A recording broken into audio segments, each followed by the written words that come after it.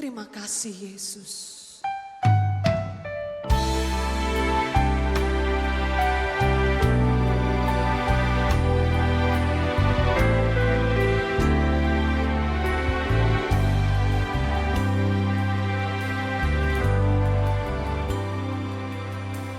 Dalam anugerah-Mu,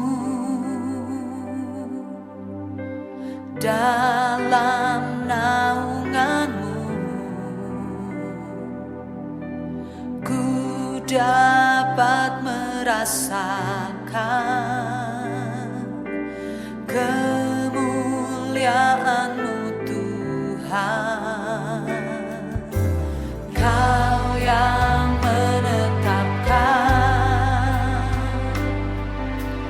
Kau yang mencurahkan kuasa dari tahta-Mu, membangkitkan Roh-Ku. Selamanya Kau Tuhanku, yang terutama di hidupku. Tak akan ku lepaskan pengharapan di dalam-Mu.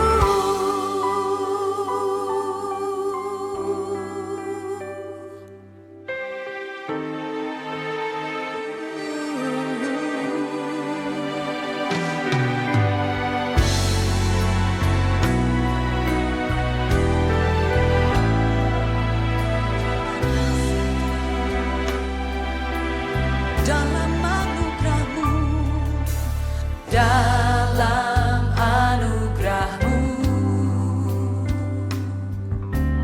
dalam naungan-Mu,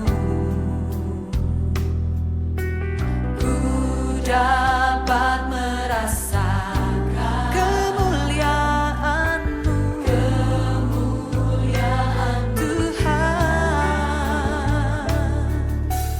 Kau yang menetapkan, Kau yang mencurahkan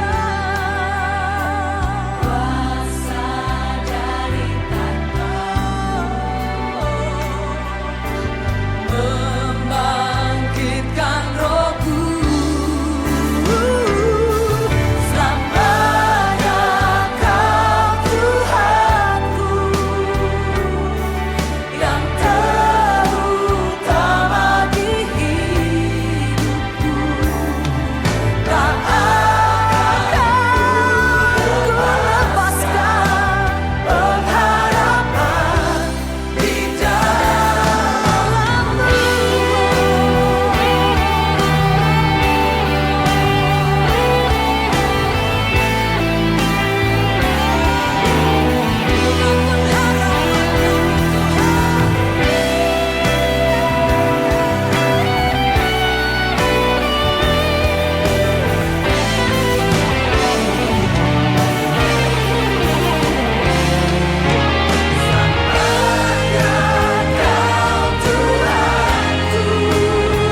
Kau yang terutama di hidupku. Tak akan ku lepaskan pengharapan di dalam-Mu. Selamanya Kau Tuhanku, yang terutama di hidupku.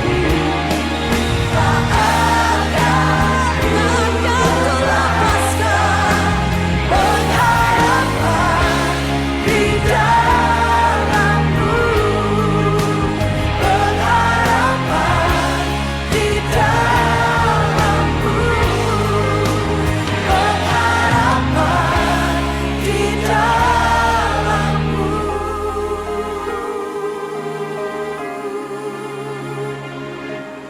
Di dalam-Mu.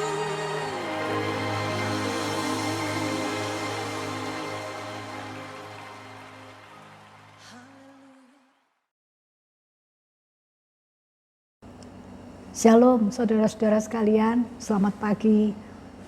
Senang sekali kalau kita boleh berjumpa kembali pada pagi hari ini untuk bersama-sama kita merenungkan sebagian dari firman Tuhan.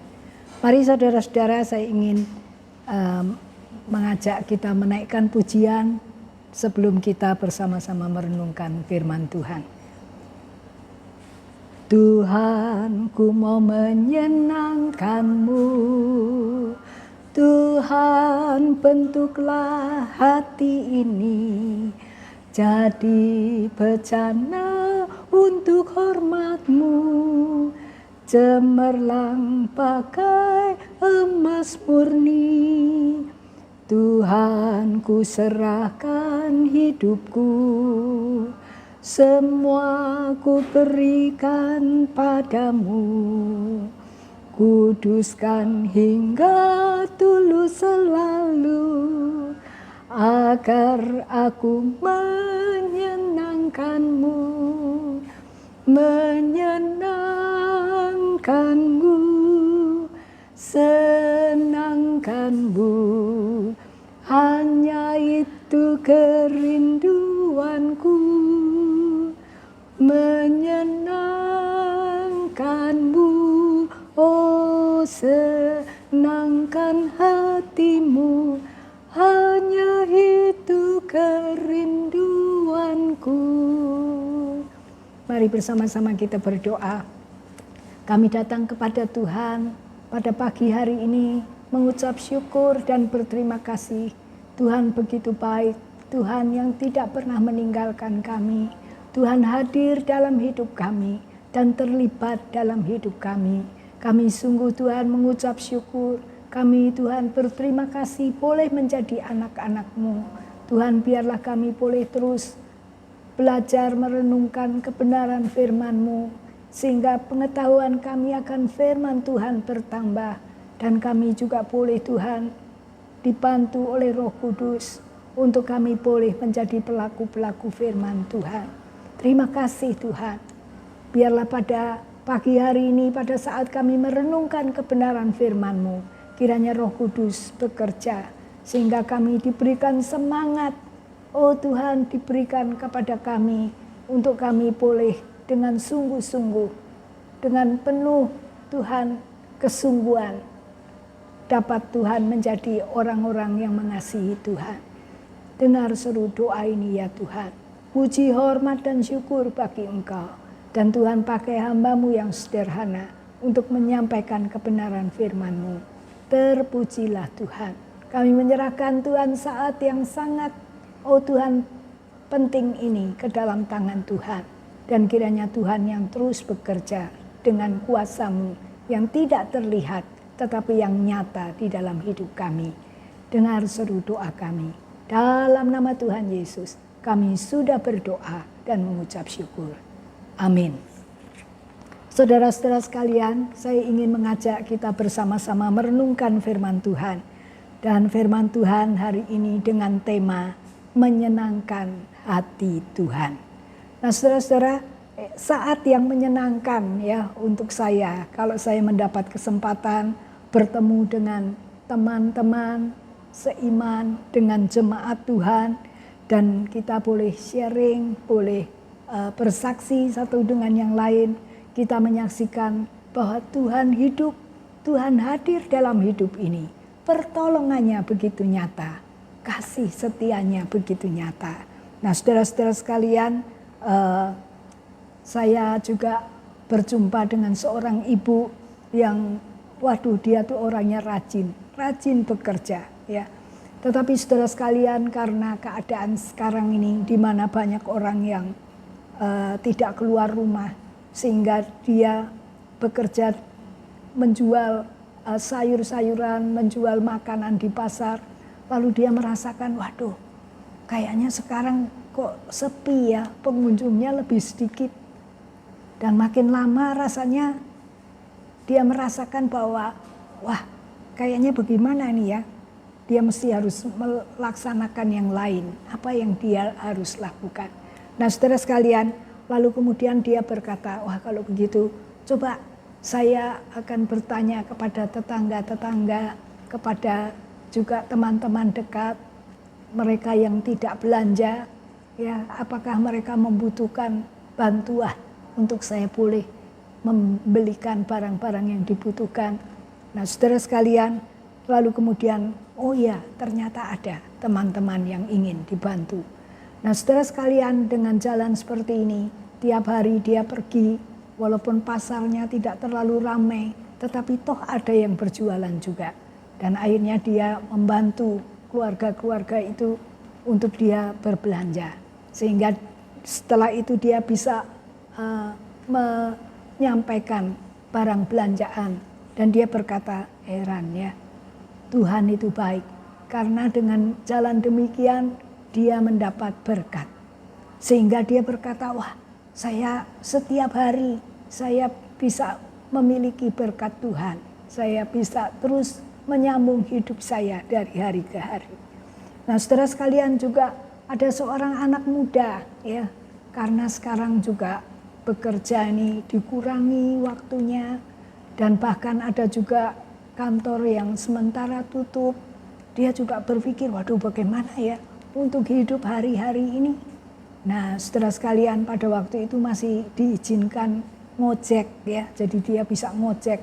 Wah, dapat sedikit berkat lah setiap kali. Walaupun tidak ke tempat-tempat yang jauh di daerah di mana dia tinggal. Tetapi saudara sekalian, makin dekat ya kemari itu waktu yang dalam waktu-waktu singkat ini, saudara sekalian, tidak boleh juga untuk di atas motor berdua ya ngojek, sehingga saudara sekalian dia pikir, waduh, mesti kerja apa ini? Jadi Tuhan melakukan gosen, ya, titipan kilat, masih bisa dia lakukan. Nah, saudara, sehingga dia juga boleh berkata, wah, tiap hari ada berkat, walaupun tidak banyak. Nah, itu bisa menjadi dia dapat menggunakan bagi penutupan kebutuhan hidup. Jadi Tuhan itu tidak pernah meninggalkan. Nah, kemudian ada seorang lagi teman yang bercerita, dia berkata, wah, teman ini usianya sudah lebih dari 70 tahun. Tetapi dia juga masih bekerja. Dia masih menjual makanan. Dia masih juga menawarkan herbal kepada teman-temannya. Dan saudara sekalian, dia berkata, wah, heran sekali. Saya sungguh sangat heran. Memang dia menghemat, dia menabung uang yang didapatnya. Sehingga saudara sekalian, dia berkata, setiap akhir bulan dia bisa membayar kos. Ya. Dan untuk kehidupan hari lepas hari, dia juga bisa kebutuhannya terpenuhi. Jadi saudara sekalian, Tuhan hidup, dia hadir dalam hidup kita. Kalau kita menjadi anak Tuhan yang sungguh-sungguh, Tuhan pasti akan memberikan pertolongan kepada kita. Saudara sekalian, dengan kata lain, Tuhan itu membuat kita sukacita, membuat kita cukup. Tuhan baik, Tuhan gembala yang baik. Nah, tetapi saudara sekalian, ngomong-ngomong ya, pernahkah kita ingin membuat Tuhan senang? Sementara ini Tuhan membuat saudara dan saya senang, cukup. Tapi pernah nggak terpikir, pengen membuat Tuhan senang? Atau membuat Tuhan bangga terhadap hidup kita? Nah, saudara sekalian, coba kapan kita ingin menyenangkan hati Tuhan? Mungkin ada yang berkata, oh ya, pernah terpikir pengen menyenangkan hati Tuhan. Atau ada yang berkata, oh ya, saya sudah belum pernah terpikir. Mungkin ada yang belum pernah terpikir. Tetapi saudara sekalian, kebaikan dan kemurahan Tuhan kepada kita, coba mari kita pikirkan, kalau kita bisa menyenangkan hati Tuhan, membuat Tuhan bangga terhadap hidup kita. Nah, saudara sekalian, sebab itu mari kita merenungkannya. Jangan kita berkata, nanti aja, belum sekarang. Tetapi saya yakin ini waktunya sekarang. Mari kita mencoba, mari kita melangkah. Apa yang kita boleh berbuat untuk hati Tuhan merasa senang dan bangga. Nah, saudara sekalian, saya ingin mengajak kita melihat firman Tuhan. Ada beberapa anak Tuhan yang membuat Tuhan bangga. Ya, kita melihat Tuhan hadir dan campur tangan bila anak-anaknya tetap setia dan hidup bagi Tuhan. Itu begitu jelas nanti kita lihat. Nah, saudara, saya ingin mengajak kita membuka firman Tuhan di dalam kitab Kejadian, pasalnya yang ke-22, ayat yang pertama dan ayat yang kedua, ya, berbunyi demikian. Ini tentang kepercayaan Abraham diuji. Setelah semuanya itu Allah mencoba Abraham. Ia berfirman kepadanya, Abraham, lalu sautnya, ya Tuhan, firman-Nya, ambillah anakmu yang tunggal itu, yang engkau kasihi, yakni Ishak. Pergilah ke tanah Moria dan persembahkanlah dia di sana sebagai korban bakaran pada salah satu gunung yang akan kukatakan kepadamu. Saudara sekalian, ini firman Tuhan, waduh, sulit sekali. Coba kalau Tuhan mengomong sama saudara-saudara, ya, saudara sekalian, sulit sekali. Abraham punya anak, ya, di usia tua dia melahirkan, dan anaknya ini namanya Ishak. Dan Tuhan sekarang berkata persembahkan dia, ya, waduh, saudara sekalian, betapa luar biasa apa yang harus Abraham lakukan. Tetapi saudara, dalam firman Tuhan ini Abraham tidak ngomong apa-apa. Dia bawa 2 pembantu, pagi-pagi dia berangkat dengan anaknya, dia bawa kayu-kayu, bawa api, dan kemudian menuju ke bukit. Ya. Nah, saudara sekalian, sebelum sampai di bukit itu Abraham berkata pada 2 pembantunya, tinggal di sini ya. Dia bawa kayu itu ditaruh di punggungnya Ishak, dan dia bawa api itu naik ke bukit itu. Lalu kemudian Ishak bertanya, Bapak, mana dombanya? Kayu sudah ada, api sudah ada, mana dombanya? Apa yang Abraham katakan? Abraham berkata, Tuhan akan menyediakan. Tuhan yang menyediakan domba itu. Luar biasa ya saudara sekalian. Nah, saudara, lalu kemudian di atas bukit itu Abraham membuat mezbah dan ditaruhnya kayu itu di sana. Lalu kemudian Ishak diikat, ditaruh di atas kayu itu.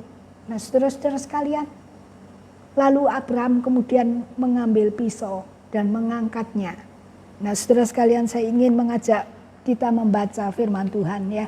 Kejadian 22 ayatnya yang ke-12, ayat 11. Tetapi berserulah malaikat Tuhan dari langit, katanya, Abraham, Abraham. Sautnya, ya Tuhan. Lalu ia berfirman, jangan bunuh anak itu dan jangan kau apa-apakan dia. Sebab telah ku ketahui sekarang bahwa engkau takut akan Allah dan engkau tidak segan-segan untuk menyerahkan anakmu yang tunggal kepadaku. Jadi saudara-saudara sekalian, coba kita lihat ya. Wah, Abraham ini seorang yang luar biasa, mengenal Tuhan dan mendengar perintah Tuhan. Dan dia seorang yang yakin percaya bahwa Tuhan akan menyediakan domba ya sebagai bahan yang akan menjadi korban bakaran. Dan benar saudara sekalian, setelah seperti itu, lalu kemudian Abraham melihat ya, ini ayat 13, lalu Abraham menoleh dan melihat seekor domba jantan di belakangnya yang tanduknya tersangkut dalam belukar. Abraham mengambil domba itu, lalu mengorbankannya sebagai korban bakaran pengganti anaknya. Jadi saudara sekalian, di bagian ini ya tentang hidup Abraham, kita belajar tentang kepercayaan Abraham kepada Tuhan. Itu begitu luar biasa ya. Kepercayaan Abraham, penyerahan hidup dengan sungguh. Dan Tuhan boleh berkata, oh cukup. Tuhan menguji dan melihat kepercayaan Abraham itu luar biasa kepada Tuhan. Nah saudara-saudara sekalian, mari yang kedua kita lihat di dalam kitab Daniel pasalnya yang ketiga. Ya. Daniel pasalnya yang ketiga. Nah saudara sekalian, ini menceritakan tentang 3 orang ya, Sadrah, Mesah dan Abednego, 3 orang. Nah saudara sekalian, diceritakan pada waktu itu orang Yahudi itu menjadi tawanan Dan saudara, mereka berada di Babel dan rajanya adalah Nebukadnezar. Nah, saudara sekalian, kemudian kalau kita melihat di sana ya, Fatsalnya yang ketiga, ayatnya yang ke-8. Pada waktu itu juga tampillah beberapa orang Kasdim menuduh orang Yahudi, ya, dan dia berkata kepada mereka bahwa Raja Nebukadnezar, ya Raja, kekalah hidup Tuanku. Tuanku Raja telah mengeluarkan titah bahwa setiap orang yang mendengar bunyi sangkakala, seruling, kecapi, rebah, gambus, serdam, dan berbagai-bagai jenis bunyi-bunyian harus sujud menyembah pada patung emas itu. Ya. Jadi ini dikatakan bahwa dikeluarkan satu keputusan bahwa kalau terdengar bunyi-bunyian dari tadi alat-alat itu, ya musik itu, maka semua orang harus menyembah kepada dewa daripada Nebukadnezar dan patung emasnya.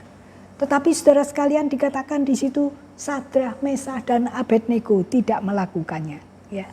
Nah, saudara sekalian, dia tidak melakukannya. Coba saya baca lagi. Dan bahwa siapa yang tidak sujud menyembah akan dicampakkan ke dalam perapian yang menyala-nyala. Ada beberapa orang Yahudi yang kepada mereka telah Tuanku berikan pemerintahan atas wilayah Babel, yakni Sadrah, Mesah, dan Abednego. Orang-orang ini tidak mengindahkan titah Tuanku, ya Raja. Mereka tidak memuja dewa Tuanku dan tidak menyembah patung emas yang telah Tuanku dirikan. Nah, saudara sekalian, kemudian Raja Nebukadnezar memanggil mereka, ya, dan berkata, ini coba, ya, ini akan dibunyikan, kalian harus menyembah kepada dewanya dari Nebukadnezar dan patung emasnya. Nah, tetapi saudara sekalian, kalau kita melihat di sini sangat luar biasa iman percaya daripada Sadrah, Mesah, dan Abednego. Kita melihat di dalam ayat yang ke-16. Lalu Sadrah, Mesah, dan Abednego menjawab Raja Nebukadnezar, tidak ada gunanya kami memberi jawab kepada Tuanku dalam hal ini. Jika Allah kami yang kami puja sanggup melepaskan kami, maka Ia akan melepaskan kami dari perapian yang menyala-nyala itu dan dari dalam tanganmu, ya Raja. Tetapi seandainya tidak, hendaklah Tuanku mengetahui, ya Raja, bahwa kami tidak akan memuja dewa Tuanku dan tidak akan menyembah patung emas yang Tuanku dirikan. Jadi saudara sekalian, mereka bertiga menolak untuk menyembah kepada dewa, ya, dan kepada patung emas itu. Nah, saudara sekalian, apa yang terjadi seperti ini, ya? Ini luar biasa kita melihat bahwa dikatakan orang-orang datang, ya, dan mulai menangkap Sadrah, Mesah, dan Abednego. Dikatakan mereka harus dimasukkan ke dapur api yang bahkan dipanaskan 7 kali. Lalu kemudian dikatakan mereka yang membawa Sadrah, Mesah, Abednego melemparkan ke dalam perapian itu. Mereka pun terbakar karena saking panasnya. Tetapi saudara sekalian, Sadrah, Mesah, dan Abednego, mereka berdiri di dalam perapian itu. Bahkan ada satu orang lagi, Raja Nebukadnezar berkata, aduh, yang satu itu, ya, seperti anak raja, ya, luar biasa. Mereka tidak hangus pakaiannya, badannya, dan saudara sekalian, apa yang terjadi, ya, karena kesetiaan mereka kepada Tuhan itu. Saudara, ayat 26. Lalu Nebukadnezar mendekati pintu perapian yang menyala-nyala itu. Berkatalah ia, Sadrah, Mesah, dan Abednego, hamba-hamba Allah yang maha tinggi, keluarlah dan datanglah kemari. Lalu keluarlah Sadrah, Mesah, dan Abednego dari api itu. Nah, saudara sekalian, kita melihat, ya, bahwa Tuhan hadir, ya, Tuhan datang di dalam kehidupan anak-anaknya, mengalami pergumulan yang luar biasa. Tetapi Tuhan tidak meninggalkan. Dan mujizat Tuhan bisa terjadi. Mereka bisa tidak terjadi apa-apa. Sehingga akhirnya Sadrah, Mesah, dan Abednego tetap dipakai di dalam kerajaan Babel. Menjadi orang yang dapat ikut serta memerintah. Ikut serta menjadi pemimpin di negara itu. Saudara sekalian, itu menunjukkan bahwa dia adalah hamba-hamba Tuhan yang luar biasa. Dan kesetiaannya kepada Tuhan itu luar biasa. Nah, saudara, mari kita juga lihat lagi yang ketiga, siapa yang akan menjadi contoh. Yang ketiga adalah Daniel. Nah, saudara, itu ditulis di dalam Daniel pasalnya yang ke-6. Ya. Daniel pasalnya yang ke-6. Nah, saudara sekalian, ini zamannya yaitu Raja Darius, ya, Raja Media dan Persia. Nah, Daniel ini saudara seorang yang hebat, ya, yang cerdik dan yang jujur, yang berhikmat, yang mengasihi Tuhan, yang selalu beribadah kepada Tuhan. Dan dia juga memiliki posisi yang baik di kerajaan Darius. Tetapi saudara sekalian, banyak teman-teman di sekitar Daniel ingin menjatuhkan dia. Apalagi dia orang Yahudi, bukan tuh dari dari Media, ya. Nah, sebab itu saudara-saudara sekalian, mereka berunding. Wah, bagaimana cara menjatuhkan Daniel? Kalau dijatuhkannya karena dianggap dia kurang pandai atau dianggap dia tidak jujur, itu tidak bisa. Karena Daniel ini orang yang hebat dan jujur dan berhikmat, dipakai Tuhan, melayani dengan sungguh. Nah, saudara sekalian, sekarang apa kelemahan Daniel? Wah, mereka bilang, benar nih, ayo kita mesti mengusulkan kepada raja. Supaya raja juga boleh membuat satu surat. Untuk apa? Orang-orang ini juga menghargai dan menghormati raja. Jangan sampai dia menyembah kepada yang lain. Tetapi harus mereka boleh meninggikan Raja Darius, ya. Dan saudara sekalian, dikatakan raja tulis surat itu dan tidak bisa dibatalkan lagi. Tidak bisa surat itu dibatalkan, harus tetap mesti dilakukan, tidak bisa diubah. Nah, saudara sekalian, Darius juga tidak ngerti, ya.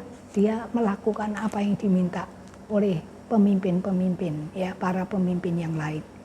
Saudara sekalian, sebab itu pada waktu sudah diumumkan, ternyata saudara, mereka datang lagi dan berkata, oh lihatlah raja, bahwa Daniel itu tetap beribadah, ya. Kita membaca Daniel pasal 6, ya, Daniel 6 ayatnya yang ke-8, ya. Ini dikatakan dulu, semua pejabat tinggi kerajaan, semua penguasa dan wakil raja, para menteri dan bupati telah mufakat supaya dikeluarkan kiranya suatu penetapan raja, ditetapkan larangan agar barang siapa yang dalam 30 hari menyampaikan permohonan kepada salah satu dewa atau manusia, kecuali kepada tuanku raja, maka ia akan dilemparkan ke dalam gua singa, ya. Nah, saudara sekalian, karena itu Daniel tetap melakukannya, ya, tetap beribadah. Nah, ayat 11, demi didengar Daniel bahwa surat perintah itu telah dibuat, pergilah ia ke rumahnya. Dalam kamar atasnya ada tingkap-tingkap yang terbuka ke arah Yerusalem. 3 kali sehari ia berlutut, berdoa serta memuji Allahnya, seperti yang biasa dilakukannya. Jadi saudara sekalian, Daniel adalah seorang yang percaya kepada Allah, Allah Israel, Allah yang hidup. Dan dia tetap melakukan ibadahnya, tetap berdoa. Sehingga banyak orang bisa melihat, oh ini Daniel melanggar perintah raja. Karena itu orang-orang datang kepada Raja Darius berkata, wah ini ada seorang yang melanggar. Dan orangnya Daniel, waduh, raja juga kaget sekali, ya. Bagaimana caranya bisa menolong supaya Daniel tidak diapa-apain. Tapi nggak bisa. Karena surat yang sudah ditulis tidak bisa dirubah, tidak bisa ditarik kembali. Nah, sebab itu saudara sekalian, Daniel harus dimasukkan ke gua singa, ya.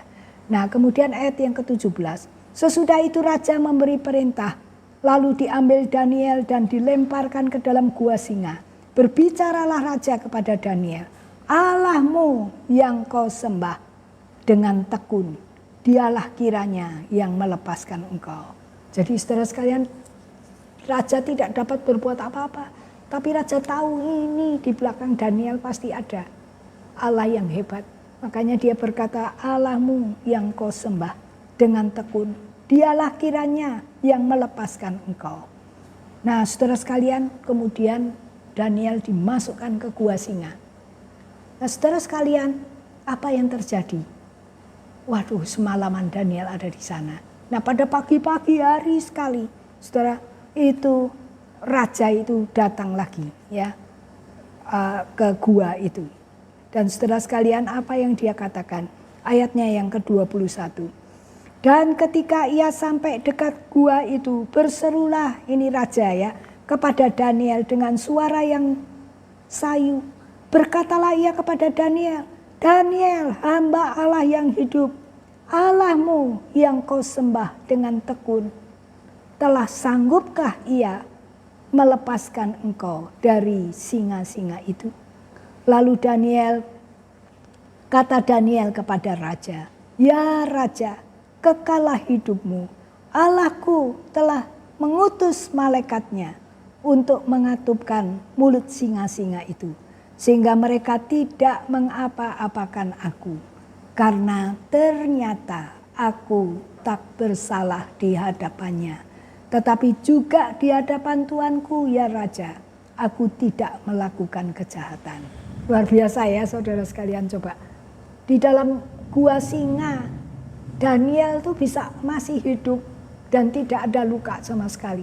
Dia berkata Allahnya itu yang hidup telah mengirim malaikatnya untuk menutup itu mulut singa. Dan setelah akhirnya Daniel dikeluarkan daripada gua singa itu. Dan saudara sekalian, Raja Darius ini juga dia pasti akan berkata, waduh ini seperti apa nih Allahnya Daniel ini. Ya seperti itu. Nah saudara sekalian, kita melihat lagi bagian yang keempat, yaitu seorang yang bernama Stefanus. Saudara sekalian, di perjanjian baru, di Kisah Rasul pasalnya yang ke-6,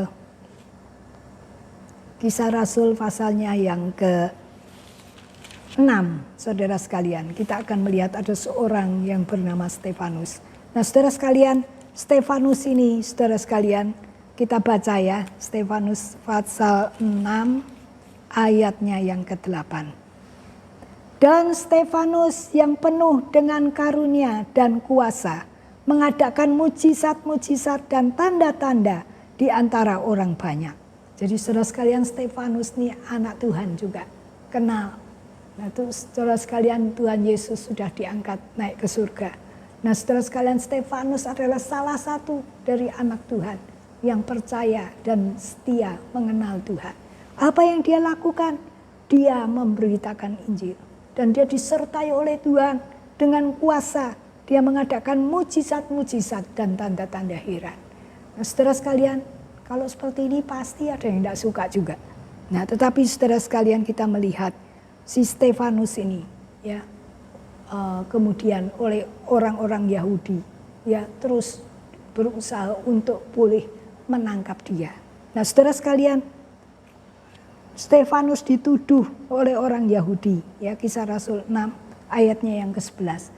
Lalu mereka menghasut beberapa orang untuk mengatakan, kami telah mendengar dia, yaitu Stefanus, mengucapkan kata-kata hujat terhadap Musa dan Allah. Jadi Stefanus dituduh dialah yang menghujat ya Musa dan Allah, dan dia harus dihukum. Nah, Stefanus ini dimajukan saudara-saudara ke pengadilan, mahkamah pengadilan. Imam besar dihadapkan ke imam besar. Dan saudara, orang-orang Yahudi semuanya nggak suka ya, karena mereka berkepercayaan lain. Kalau Stefanus kenal Yesus Kristus juru selamat Tuhan, mereka adalah orang-orang yang berkepercayaan Yahudi. Dan mereka juga, mereka merasa bahwa ini adalah kepercayaan yang sesat. Saudara sekalian, sebab itu Stefanus terus ya diadili. Dan Stefanus naik, dia membela diri. Tetapi nggak diterima, saudara sekalian. Apa yang terjadi dengan Stefanus? Kalau kita membaca itu luar biasa ya. Ayat pasal 7 ayatnya yang ke-55, Kisah Rasul 7 ayat yang 55. Tetapi Stefanus yang penuh dengan Roh Kudus menatap ke langit lalu melihat kemuliaan Allah dan Yesus berdiri di sebelah kanan Allah. Saudara sekalian, coba, luar biasa enggak? Stefanus akhirnya dibawa, diseret, dibawa, harus dilempari batu sampai mati. Tetapi saudara sekalian, kembali kita melihat Tuhan hadir dan Tuhan menyatakan kemuliaannya. Stefanus melihat ke atas, ya, ke langit. Lalu kemudian ayat 56. Lalu kata Stefanus ini, sungguh aku melihat langit terbuka dan anak manusia berdiri di sebelah kanan Allah. Saudara sekalian, jadi Stefanus sudah menceritakan Tuhan itu hidup, Tuhan itu ada, dan dia ada di sebelah kanan Allah. Tetapi saudara sekalian, orang-orang Yahudi tidak percaya. Mereka tetap melempari Stefanus dengan batu. Saudara sekalian, dan akhirnya apa yang dikatakan Stefanus, ayat 59. Sedang mereka melemparinya, Stefanus berdoa, katanya, ya Tuhan Yesus, terimalah rohku. Saudara-saudara, ada dua yang diucapkan oleh, dua kalimat diucapkan oleh Stefanus. Ya Tuhan Yesus, terimalah rohku. Dan yang kedua, Tuhan, janganlah tanggungkan dosa ini kepada mereka. Jadi saudara, kita melihat, ya, walaupun Stefanus diperlakukan tidak adil, dilempari batu, dan dia sebentar lagi akan mati. Tetapi apa yang dia lakukan, hal yang sangat penting, yaitu dia menyerahkan nyawanya kepada Tuhan. Yang kedua, dia apa? Mengampuni, memberikan pengampunan. Artinya apa, saudara? Artinya Stefanus ini tidak hanya menjadi pengajar, tidak hanya menjadi pemberita Injil, tetapi Stefanus juga melakukan firman di dalam kehidupannya. Nah, saudara sekalian, yang kelima, saudara, yang menjadi contoh, yaitu Rasul Paulus. Saudara sekalian, kita membaca kembali. Nah, saudara, pada waktu Stefanus ini, ya, dilempari batu, wah, waktu itu Paulus itu ada di sana. Memang namanya masih Saulus. Waktu belum mengenal dan bertobat, menerima Yesus Kristus sebagai Tuhan Juru Selamat, namanya Saulus. Dia seorang yang, waduh, fanatik sekali. Harus nih, orang-orang yang percaya Yesus Kristus, semuanya harus dibasmi. Dan dia mengejar-ngejar orang-orang percaya, menangkap mereka, ya, untuk menyiksa mereka dan sebagainya. Nah, saudara, makanya itu dikatakan di dalam Kisah Rasul 8 ayat 1. Saulus juga setuju bahwa Stefanus mati dibunuh. Jadi setuju dia. Nah, tapi tidak hanya sampai di situ. Saudara, dikatakan kemudian Saulus nih adalah orang yang benar-benar, ya, ingin mengadakan penganiayaan terhadap jemaat di Yerusalem. Dia mengejar orang-orang percaya di sekitar Yerusalem. Wah, supaya mereka semua harus dimusnahkan, ya. Dan itu yang dilakukan oleh Saulus. Nah, tetapi saudara sekalian, itu luar biasa, ya, apa yang Tuhan bekerja. Kita membaca Kisah Rasul 9, ya, ayatnya yang ketiga. Dalam perjalanannya ke Damsyik, ketika ia sudah dekat kota itu, tiba-tiba cahaya memancar dari langit mengelilingi dia. Ia rebah ke tanah dan kedengaranlah olehnya suatu suara yang berkata kepadanya, Saulus, Saulus, mengapakah engkau menganiaya aku? Jawab Saulus, siapakah engkau Tuhan? Katanya, akulah Yesus yang engkau aniaya itu. Tetapi bangunlah, pergilah ke dalam kota, di sana akan dikatakan kepadamu apa yang harus kau perbuat. Jadi saudara sekalian, Saulus bertemu siapa? Yesus Kristus. Dan akhirnya diceritakan di Kisah Rasul 9, Saulus kena cahayanya itu, matanya menjadi buta. Dia lalu dibawa, ya. Akhirnya dia bertemu dengan hamba Tuhan namanya Ananias. Akhirnya dia didoakan dan akhirnya dia bisa melihat lagi. Dan dia bertobat, saudara sekalian, dan akhirnya dia bernama Paulus. Nah, saudara sekalian, apa yang terjadi dengan Paulus ini? Saudara sekalian, Paulus kemudian setelah bertobat, dia belajar kebenaran firman Allah, dan akhirnya dia menjadi pemberita Injil. Saudara sekalian, dia menulis surat kepada orang-orang yang dia injili di banyak kota. Dan surat-surat itu, saudara, kalau dikumpulkan akhirnya menjadi buku yang ditulis di dalam Alkitab. Lebih dari 10 buku. Saudara sekalian, Paulus ini, saudara sekalian, dia tetap setia. Ya. Nah, saudara, saya ingin membaca yang terakhir ya, di dalam kitab 2 Timotius pasalnya yang keempat. 2 Timotius pasalnya yang keempat. Saudara sekalian, saya juga begitu begitu sangat ya rasanya merasa senang sekali. 2 Timotius pasal 4 ayat yang ke-6-8. Saudara, Paulus di dalam pengiringannya, dia memang seringkali masuk ke penjara. Tetapi saudara sekalian, iman percayanya terus bertumbuh. Dan dia berkata ini, mengenai diriku, darahku sudah mulai dicurahkan sebagai persembahan. Dan saat kematianku sudah dekat, aku telah mengakhiri pertandingan yang baik. Aku telah mencapai garis akhir dan aku telah memelihara iman. Sekarang telah tersedia bagiku mahkota kebenaran yang akan dikaruniakan kepadaku oleh Tuhan, hakim yang adil pada harinya. Tetapi bukan hanya kepadaku, melainkan juga kepada semua orang yang merindukan kedatangannya. Amin. Saudara sekalian, mari saya ingin mengajak kita menaikkan pujian. Setia, setialah, setialah sampai mati, seperti Tuhan Yesus. Setialah sampai mati, apakah balasanmu untuk kasih setianya? Setia, setialah, setialah sampai mati. Mari kita berdoa. Kami mengucap syukur dan berterima kasih kepada Tuhan. Karena firman-Mu menulis beberapa saudara-saudara kami yang percaya kepada Engkau, ya Tuhan Yesus. Yang menjadi teladan, yang memberikan contoh teladan untuk mereka boleh setia, boleh sungguh-sungguh, boleh beriman pada Tuhan. Dan mereka Tuhan juga mempersiapkan diri. Kalau toh mereka menjadi korban sekalipun, mereka mempersembahkan itu bagi Engkau. Tapi kami berterima kasih, Tuhan justru melalui Tuhan apa yang mereka lakukan. Tuhan menunjukkan bahwa Engkau adalah Allah yang hidup, Allah yang luar biasa, Allah yang penuh kasih, Allah yang tidak pernah meninggalkan, Allah yang hadir justru pada saat kami di dalam kesulitan sekalipun untuk membantu kami, menolong kami, menguatkan kami supaya iman percaya kami kepada Tuhan boleh terus ada.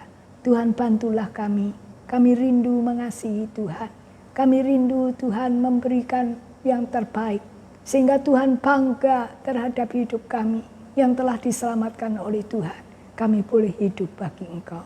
Dengar seru doa kami Tuhan, terpujilah Tuhan dan nama-Mu. Tuhan, tolong semua jemaat-Mu, tolong semua anak-anak-Mu, supaya kami juga boleh berkata, ya Tuhan, kami ingin mempersembahkan kehidupan yang menyenangkan Tuhan, yang membuat Tuhan bangga di dalam kehidupan ini. Dengar seru doa kami. Dalam nama Tuhan Yesus, kami sudah berdoa dan mengucap syukur. Amin. Selamat